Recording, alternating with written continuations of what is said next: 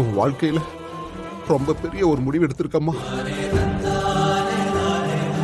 இது சரியா தப்பான்னு கூட எனக்கு தெரியலம்மா. இப்போ உன் கழுத்துல ஏறி இருக்கிறது உங்க அம்மாவோட தாலி.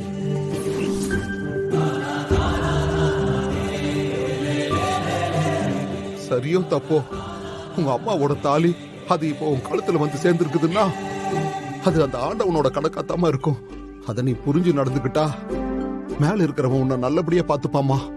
இதை தவிர வேற என்ன சொல்றதுன்னு எனக்கு தெரியலம்மா. அப்பா, அப்பா நீங்க என்ன பத்தி கவலைப்படாதீங்கப்பா. நீங்க 2 பேரும் பத்திரமா இருங்கப்பா.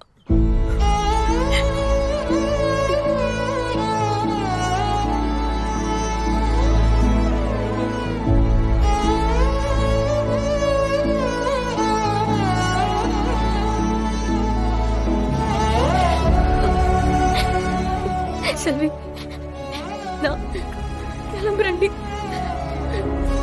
இது வரைக்கும் நான் எங்க அப்பாவை பிரிஞ்சு இருந்ததே இல்லை. என்னதான் அக்கா இருந்தாலும் நான் தான் அவர் பக்கத்துல இருந்து என்ன வேணும் ஏது வேணும்னு பாத்துட்டு இருந்தேன். அவர் என்ன பண்ண போறாரோ தெரியலடி.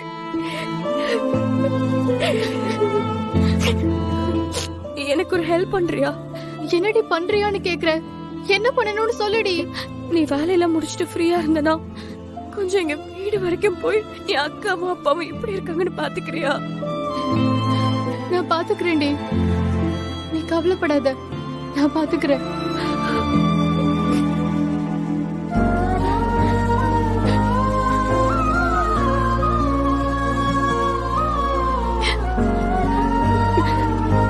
அக்கா, இந்த கல்யாணத்தை நினைச்சு நீ வருத்தப்படாத. என்ன பண்ணியாவது உன் கல்யாணத்தை நான் நடத்தி வைப்பேன். அக்கா, நான் கிளம்புறேன். உன் உடம்ப பத்திரமா பாத்துக்கோக்கா.